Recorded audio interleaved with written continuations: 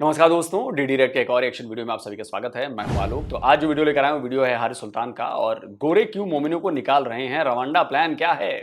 तो जी हाँ, जैसा कि मैं चर्चा कर रहा था, लगता है कि हारिस भाई मेरा भी एक दो वीडियो देख चुके हैं रवांडा प्लान वाला। तो अच्छी बात है, रवांडा प्लान पर बातचीत होनी चाहिए और जितनी ज्यादा बातचीत होगी उतना बेहतर है। क्योंकि जो भी ये लोग जाके दूसरे देश में वहां पर शरिया लगाएंगे और ये करेंगे और हंगामा कर रहे हैं, बवाल कर रहे हैं, दंगा फसाद कर रहे हैं दूसरे देशों में जाकर, नॉन मुस्लिम देशों में जाकर, और वहां पर अपना झंडा लगाने की कोशिश कर रहे हैं, उनको तो लात पड़ेगी। पड़नी इनफैक्ट शुरू हो गई है। ब्रिटेन ने लोगों को डिटेन करना शुरू कर दिया है और डिटेन करके पकड़ पकड़ के उनको प्लेन में बिठा के भेजेंगे रवांडा। काम चालू है। चले देखते हैं कि हारिस भाई क्या बता रहे हैं। ऑलराइट मेरे प्यारे प्यारे दोस्तों, मैं हूं हारिस सुल्तान और मेरा ख्याल से इस चैनल का नाम मुझे बदल के मोमनों के कारनामे रख देना चाहिए, क्योंकि मोमनों की जो सरगर्मियां हैं, मुनाफिकत की, दंगे फसाद, लड़ाई झगड़े, अमन पसंद मुल्कों में जाके उनके अमन अमान को तबाह बर्बाद करना, इस एक्टिविटी के अंदर बड़ी तेजी से मजीद तेजी आती जा रही है। इस चैनल में बल्कि एक प्लेलिस्ट है मोमनों के कारनामे, उसको जाके जरूर देखिएगा। और मैं आपको ऑनेस्टली बता रहा हूं कि मैं सारा खबरें देखता रहता हूं, और जरूरी नहीं कि सिर्फ ट्विटर पे देखूं, खबरों को देखता रहता हूं। जहां पर भी सोशल कोहीजन को तबाह करने की बात आती है, तो एक तो रशियन प्रोपेगेंडा सबसे आगे है, लेकिन वो ट्विटर के थ्रू है, सोशल मीडिया के थ्रू है रशियन प्रोपेगेंडा। चाइनीज उसमें इतने अच्छे नहीं है, लेकिन जो एज अ पीपल है, पीपल उसमें कोई कौम मुसलमानों के आसपास भी नहीं फटकती। जो चाहे स्वीडन हो, नॉर्वे हो, नेदरलैंड्स हो, इंग्लैंड हो, फ्रांस हो, अमेरिका हो, कनाडा हो, कोई मुल्क हो, उन सारे मुल्कों में एक ही कौम है जो उनके अमन व अमान को तबाह बर्बाद कर रही है, वो हमारे मोमिनीन हैं। उसकी वजह है, उसकी वजह बहुत बड़ी है। ये कहना फैशनेबल हो गया सारे मुसलमान ऐसे नहीं, ऑफ कोर्स सारे मुसलमान ऐसे नहीं है, लेकिन जो हैं उनको एक्नॉलेज क्यों नहीं किया जाता। मैंने भी आपको वीडियो दिखाई कि इंग्लैंड में आए दिन रोज इनवॉलंटरी पीडीएफ फाइल्स जो हैं वो पकड़े जाते हैं। इनवॉलंटरी यानी ये पीडीएफ फाइल नेचुरली नहीं है, लेकिन ये इतना थोड़े में है कि वहां पे जाके 12-12 साल की लड़कियों को छेड़ने लग जाते हैं। कोई हाल नहीं इनका, कोई इनकी कल्चरल गिरफ्त नहीं। हालांकि जिस पाकिस्तान में मैं बड़ा हुआ था वो बड़ा शर्मो हया वाला, एक लिहाज से वो शर्मो हया वाला मुआशरा था। जब मैं बाहर आया था तो मुझे इस चीज का ख्याल होता था कि यार मेरे माँ बाप क्या सोचेंगे, घर वाले, यानी कोई आपके जहन के अंदर आपको खौफ होता है, एक कुछ होता था। लेकिन अब के लोगों में बिल्कुल भी नहीं है, क्योंकि ये मौलवियों ने एक कल्चर आम कर दिया। जहाद करो, गोरे गंदे हैं, काफर हैं, इनके ऊपर गलबा पाना है, खुदा हमारे साथ है, वगैरह वगैरह, इनको तबाह बर्बाद करना। और उल्टा चोर को तवाल को डांटने वाली बात होती है कि तभी देखें जो हमारे मुल्कों में बुराइयां वो वेस्ट ने की हैं, अपनी जिम्मेदारी कोई नहीं लेनी। तो बहरहाल मैं आपको वीडियो दिखा। और दूसरी हारिस भाई, अगर मैं गलत नहीं हूं, अगर आप मेरा ये वीडियो देखें तो प्लीज मुझे बताइएगा। अगर मैं गलत नहीं हूं तो ये जो एक मौलवियों द्वारा एक और चीज फैलाई जाती है कि जो दुश्मनों की लड़कियां हैं, दुश्मनों की औरतें हैं, वो आपकी सेक्स स्लेव बन जाएंगी और आप आपके पास जायज हक है, आप उनको कर जो मन करे आप उनके साथ कर लें। तो ये दिमाग में वो बिठाया जा रहा है और ये दिमाग में उसके लिए पूरा हदीस वदीस का पूरा वो सब देते हैं ज्ञान की, ये फलानी जगह पर लिखा है और ये बिल्कुल जायज है, आप कर सकते हैं। तो ये तो हक समझने लगते हैं कि वो तो काफिर की लड़कियां हैं और उस पर तो हमारा हक है। तो आप मुझे इसके बारे में भी जरा बताइएगा कि क्या मैंने ये बात गलत कही है, क्योंकि मैंने कई मौलवियों की वीडियोस देखे हैं जिसमें वो ये बात कर रहे हैं, ये बात कह रहे हैं। वीडियो दिखाता हूं कि दो वीडियोस आपको दिखानी है, और ये दो चेहरे हैं मोमनों के यूरोप में। लेकिन आगे जाने से पहले इस वीडियो को ज्यादा से ज्यादा लाइक करें, शेयर करें, नीचे कमेंट्स अपने ख्यालात का इजहार जरूर करें और बताएं कि अगर आप मुसलमान हैं, कमेंट्स में लिखें प्लीज, अपने दिल पे हाथ रख के बताएं क्या ये रवैये जो हैं ये ठीक है। बजाय इस पहले दूसरे के ऊपर उंगली तानने से पहले जरा देखें कि आपके जो रवैये हैं वो ठीक है। तो चलें चलते हैं आज की वीडियो की तरफ। तो यूरोविजन एक कॉन्टेस्ट होता है जहां पे पूरे यूरोप से, और जो वेस्टर्न कंट्रीज हैं, इसराइल को भी बीच में डाल दिया हुआ कई, और ऑस्ट्रेलिया भी बीच में जाता होता है, हालांकि यूरोप का हिस्सा नहीं है। वहां पे क्या होता है कि यूरोविजन में जाके आप गाने गाते हैं और आपका सबसे कोवेटेड प्राइज आपको मिलता है एक लिहाज से, आप अगर जीत जाए। तो हुआ ये कि स्वीडन में, और ऑर्गेनाइजर्स की अकल को भी सलाम दिया जाता है कि स्वीडन में भी मैलमो में, जहां पे मोमनों की तादाद सबसे ज्यादा है, तो वहां पे उस इसराइली औरत ने, लड़की ने वहां पे गाना गाया। तो जो हमारे मोमिनीन्स हैं वो पागल हो गए।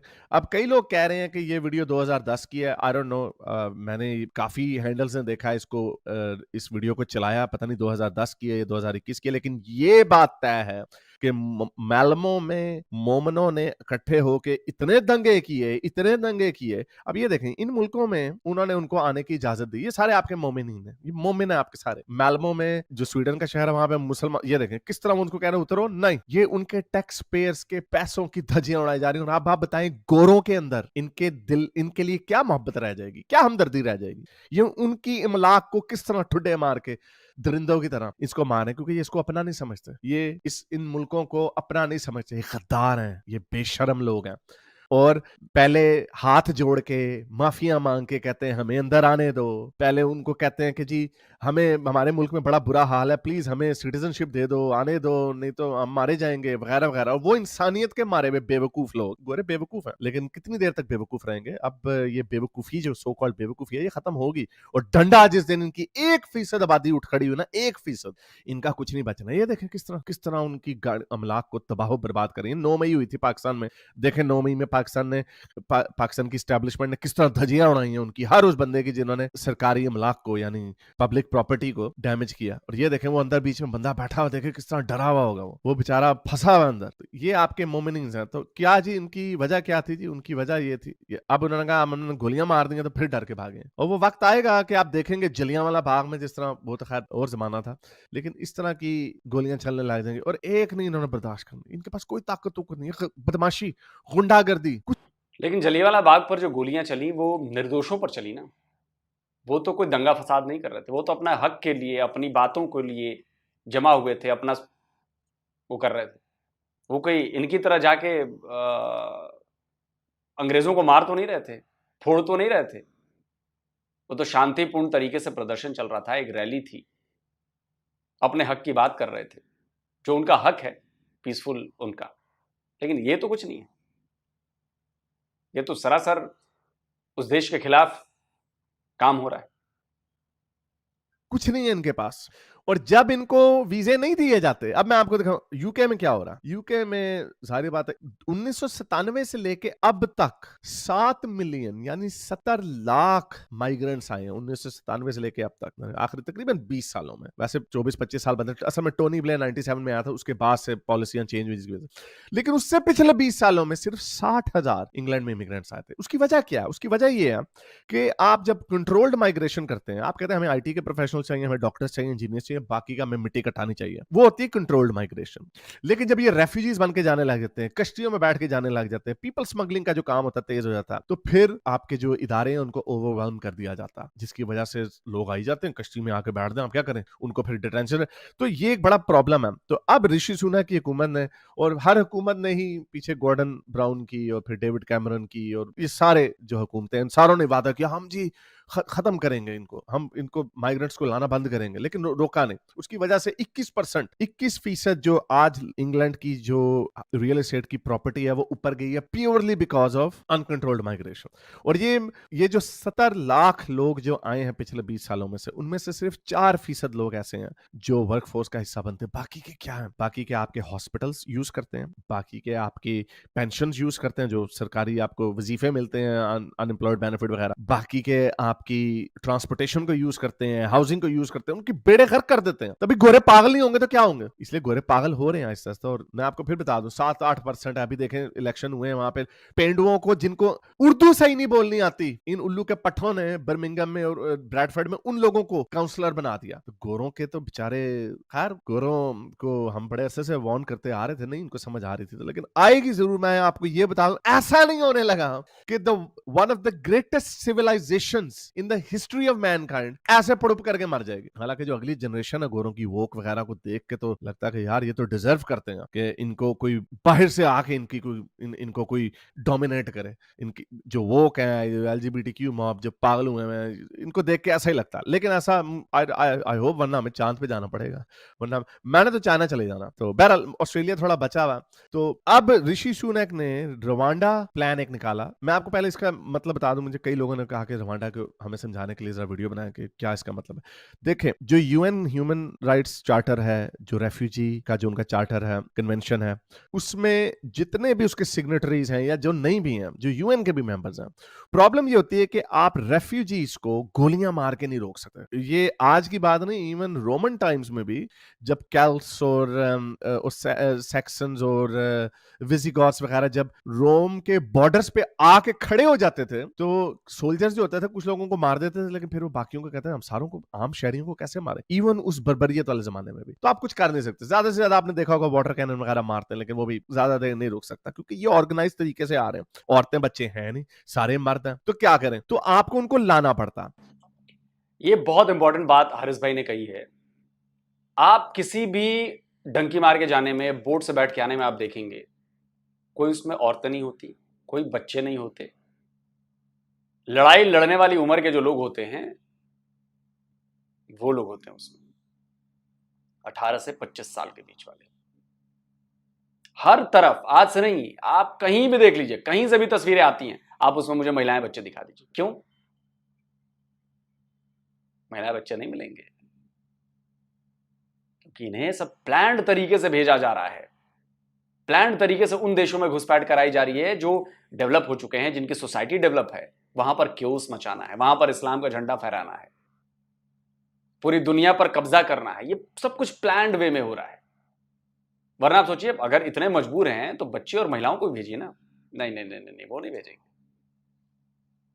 सिर्फ वो युवा, बुजुर्ग भी नहीं, बुजुर्ग भी नहीं, सिर्फ वो युवा जो लड़ने के लिए, जो उम्र होती है ना 18 से 25-30 वाली, वो जिसमें आप किसी को भी बहका सकते हो, भड़का सकते हो, वो टूट पड़ेगा, एकदम जोश पूरा होता है, डरता नहीं है। अरे बहुत प्लान तरीके से हो रहा है। अब ये लोग जितनी जल्दी ये बात समझ जाए, वैसे समझ गए हैं, रवांडा प्लान उसी का नतीजा है। ऑस्ट्रेलिया इसमें बड़ा चालाक है। ऑस्ट्रेलिया क्या करता है, ऊपर क्रिसमस आइलैंड में उन्होंने कैंप्स बनाए हैं, वहां पे उनको बंद कर देते हैं। वहां पे कोई बिल्डिंग नहीं है, आपने आना है, यहाँ पे आके बैठो, हम आपको प्रोसेस करेंगे। अगर हम सेटिस्फाई हो गए कि आप जेन्युइन रेफ्यूजी हैं तो हम आपको ले लेंगे, वरना हम। तो इसका मतलब क्या, वो वहां पे 8-9 साल सड़ते रहते हैं रेफ्यूजी कैंप्स में। तो बहुत सारे लोग कहते हैं हमें वापस भेज दो, वो वापस चले जाते हैं। तो असल में इसका मकसद ये नहीं होता कि आपने टोटल बैन कर देना रेफ्यूजी।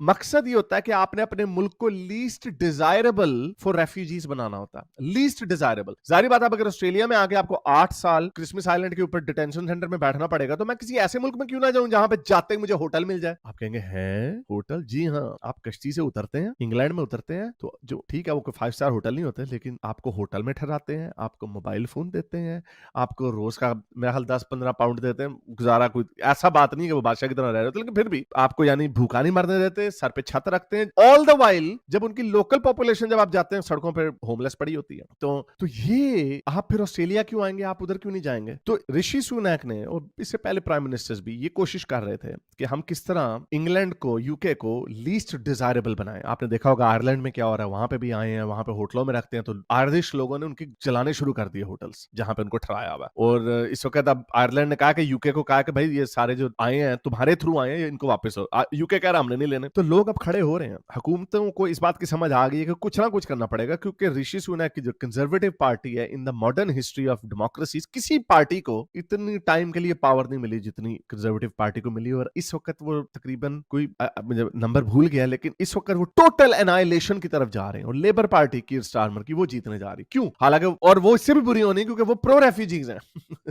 तो अभी अगले जो 4-5 साल अभी बहुत तूफान मजीद आना है मोमनों के हाथों, और फिर ये उठ के खड़े होंगे। तो तब देखेंगे तब तक दुनिया कैसी होती है। लेकिन दुनिया बड़ी बदल चुकी होगी। तो ट्रंप भी आ चुका होगा, ट्रंप ने भी आके पेल पुल देना। तो anyway, so the point is, Rwanda की उसने ऋषि सुनक ने पॉलिसी बनाई कि हम इसको लीस्ट डिजायरेबल बनाएंगे और रवांडा में आपको भेजेंगे, और फिर वहां से हम आपकी जो पेपर वर्क है उसको वेरीफाई करेंगे। उसमें 2-3 साल लग सकते हैं, वगैरह वगैरह, जो भी टाइम है। मोस्टली ये झूठे होते हैं, फ्रॉडी होते हैं, ना पासपोर्ट इनके पास होता, कोई कहानी कोनी नहीं होती, 2 नंबर होते हैं। तो अब हालांकि ये भी रवांडा पॉलिसी भी कोई इतनी फुल प्रूफ नहीं है। मेरा हाल इसको कोई साल में 300 बंदे उधर भेजे जा सकते हैं, जबकि इलीगल माइग्रेंट्स का नंबर लाखों में में पहुंच चुका है। तो लेकिन वो जो 300 भी हैं उनको जबरदस्ती उठा के वहां पे भेजेंगे पहली फ्लाइट जाने। तो ये ऋषि सुनक बड़ा इस पर खुश है कि एक उसने की है, लेकिन whether it supports him, helps him out in the elections or not, that's a different thing। लेकिन देखें, असल में मैंने आपको वीडियो दिखानी थी कि ये लोग जो भी आपने देखा, जब उधर उन वेस्टर्न मुल्कों में आ जाते हैं तो उन मुल्कों के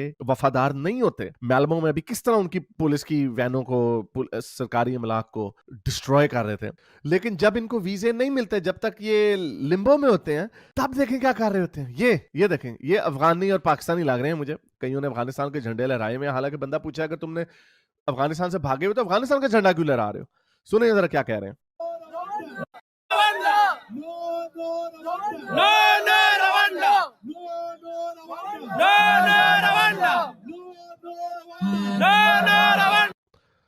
ये पाकिस्तान से, ये अफगानिस्तान से भागे हुए हैं। No, I don't know pro Taliban होंगे नहीं होंगे, आई एम सॉरी। आपके जो भाई बंधु हैं उन्होंने इतना गंद मचा दिया कि अब आप वेस्टर्न मुल्कों से तकलीफ, ये उनको नहीं कह सकते कि भाई हमें रख लो। ये मुझे नहीं पता इनकी इंडिविजुअल क्या कहानी है, इनमें से कितने स्पार्टकसेस हैं और कितने बेचारे वाकई मजलूम लोग हैं, लेकिन आपकी जो लोग हैं आपके मुल्क से आए हुए, आपके मुल्कों से आए हुए, वो अभी जो आपने स्वीडन में देखा क्या करते हैं। इंसानों की मदद करनी चाहिए, लेकिन not at the cost of your own wellbeing. अगर आपने अपने सारे पैसे गरीबों में बांट दिए तो आप क्या खाएंगे? आप मर जाएंगे। ऐसा ये दुनिया का असूल नहीं है। जब आप जहाज में भी बैठते हैं ना, तो जहाज में जो शुरू में जो ट्रेनिंग चलती है ना, वो कहते हैं कि जब अगर इमरजेंसी हो तो पहले अपने मुंह पे मास्क लगाओ, अपनी पहले लाइफ जैकेट पहनो और फिर अपने बच्चे की मदद करो, क्योंकि अगर आपने बच्चे की मदद करनी शुरू कर दी और आप लुढ़क गए बीच में, तो बच्चा भी गया, आप भी गए। तो ये उसी तरह वेस्ट के मुल्कों की प्रायोरिटी पहले उनके लोग हैं। चंद एक पहलों की तरह हम साल के 1000-2000 या जितने भी हो उतने बंदा ले ले, ये लाखों की तादाद में आए हुए हैं। अब ये देखें, यहाँ पे अभी चीखे मारे हैं, से नो टू रवांडा, क्योंकि इनको डर है, इनको रवांडा भेज देना। रवांडा क्यों भाई? Stop deportation. Stop deportation! Stop deportation! Stop deportation! Stop deportation! Stop deportation! Stop deportation! Stop deportation! No Rwanda! No Rwanda! No Rwanda! No Rwanda! No Rwanda! तो ये मैं आपको ओवरऑल व्यू ये बताने की कोशिश कर रहा हूँ। अगेन, इनमें से इंडिविजुअल्स कितने हैं वाकई तालिबान के हाथों भागे हुए, क्योंकि पुराने अफगानिस्तान का झंडा लहरा रहे थे। But you have to understand one thing, ये किधर है ये लोग जब ये मुसलमान इस तरह की हरकतें कर रहे होते हैं? अब हर हफ्ते ये हो रहा है। अभी आपको देखा ग्रीस में किया, अभी 2 दिन पहले, उससे पहले हफ्ता पहले यूके में किया, फ्रांस में किया, जर्मनी में उस दिन आग लगा दी इन्होंने। जर्मनी में अभी परसों, बल्कि ठहरे मैं आपको जर्मनी में दिखाता हूँ। इन्होंने जर्मनी में अभी 3 दिन पहले की वीडियो है। ये जर्मनी है, और जर्मनी में मोस्टली तुर्क रहते हैं। भाई पहले अपने तुर्की में जाके तो इस्लामी निजाम ले आओ। जो बेशर्म लोग, तुम जर्मनी में आके कह रहे हो कि हमें शरीयत चाहिए।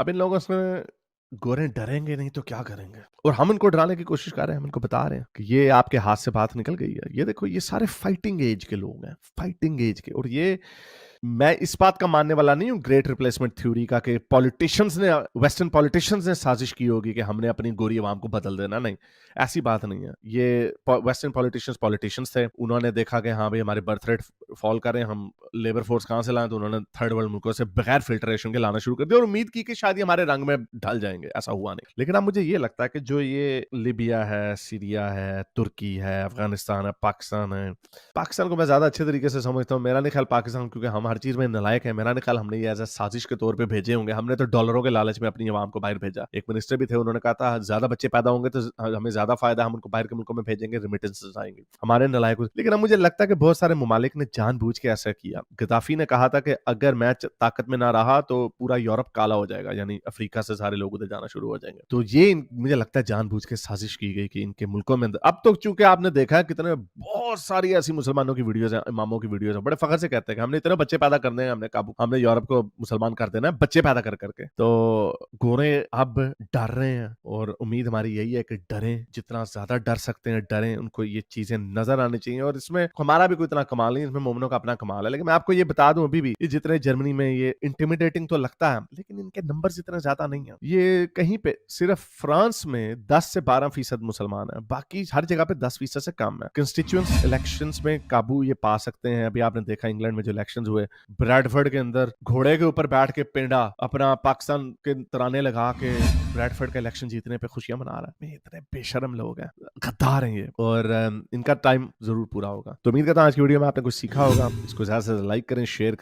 चलिए दोस्तों, वीडियो खत्म हो गया और हारिस भाई भी ये पिछले लंबे टाइम से ही बातें कर रहे हैं, मैं भी ये पिछले बहुत लंबे टाइम से बातें कर रहा हूं। एक हमारे यहाँ कहते हैं कि अपनी जात दिखाना। जात दिखाने का मतलब है कि आपके अंदर जो आपकी असलियत है ना, वो असलियत आपने दिखा दी। एक सभ्य समाज में क्या होता है, आप अच्छा बिहेव करते हैं, आप वहाँ के लॉज को मानते हैं, वहाँ के कानून को मानते हैं, वहाँ की जो सोसाइटी है उसके हिसाब से चलते हैं, उस कल्चर का हिस्सा बनते हैं, उस कल्चर में थोड़ा प्रोडक्टिव बनते हैं। मुझे याद आ रहा है, एक अमेरिकन है और वो इसी बात को लेकर कह रहे थे कि देखिए, सबसे अच्छी कम्युनिटी जो है वो अमेरिका में, वो भारतीय कम्युनिटी है। वो संख्या में कम है लेकिन टैक्स बहुत ज्यादा देती है, वो संख्या में कम है लेकिन इकोनॉमी में बड़ा योगदान है उनका। सुनिए। Especially those who have immigrated from India. We have a very large portion of my community that's made up of almost 100,000 people who have immigrated directly from India. 1 out of every 5 doctors in my community is from India. They represent some of the best citizens we have in America. Although they make up about 1% of American society, they pay about 6% of the taxes. They're amongst the top producers, and they do not cause problems. They follow laws. They don't have the problems that we see other people have when they come to the emergency room for overdoses and depression, anxiety, because they're the most productive, most family-oriented, and the best of what represents American citizens. God bless my Indian constituents. This is according to the U.S. Census Bureau, where Indian Americans rank amongst other ethnic groups. If you look at this chart here, this is 2018. Indians all the way at the top at $120,000 income. Taiwanese is number 2. They're ahead of them by nearly 25%, 24%. Chinese third, Japanese fourth, and it's Pakistani, Filipino, Indonesian, Korean, Cambodian, Hmong, and then Vietnamese. And look where white Americans are at $65,000. Indians make $55,000 more per year than white Americans. तो basically करना ये, जो हमारा culture ये सिखाता है कि आप किसी दूसरे पर जाकर हावी मत होइए, आप दूसरे को परेशान मत करिए, आप दूसरी जगह जाके अपनी चीज लादिए मत। मुसलमान इसका ठीक उल्टा कर रहे हैं। मुसलमान एक रहता है, पहले हाँ जी घुस जाने दो, हाँ ठीक है, thank you thank you thank you. उसका जैसे ही वो 2 से 2, 2 से 4, 4 से 8, 8 से 16 होते हैं, फिर वो कहते हैं हमें तो शरिया लगाना है जी, ब्रिटेन को तो मुसलमान बनाना है जी, जर्मनी को तो जी शरिया लगा देंगे हम जी। अरे वो पागल लोग बैठे हैं क्या? ऐसा करके आप अपने आप को एक्सपोज करते हो, अपनी जात दिखाते हो, एक्सपोज करते हो, और उसके बाद जब डंडे पड़ते हैं तो आप कहते हो कि जी इस्लामोफोबिया हो गया है, मुसलमानों पर देखो जुल्म हो रहा है जी। तो सिंपल सी बात है कि भाई अगर कोई जाएगा दूसरे देश में, उस देश के जो लोकल निवासी हैं, आप उनको इंटिमिडेट करोगे, आप उनको डराओगे, धमकाओगे और कहोगे कि जी हम अपना कानून लेकर आएंगे, कब तक सहेंगे? वो चाहे जर्मनी हो, वो चाहे फ्रांस हो, वो चाहे कहीं भी कोई भी कंट्री हो। उन लोगों की हिस्ट्रियां जाकर पढ़ना। जितनी वॉर तुम लोगों को लगता है ना कि भाई हम तो लड़ने के लिए पैदा हुए हैं, हम तो शहीद होने के लिए पैदा हुए हैं, तो वो शहीद करने के लिए पैदा हुए हैं।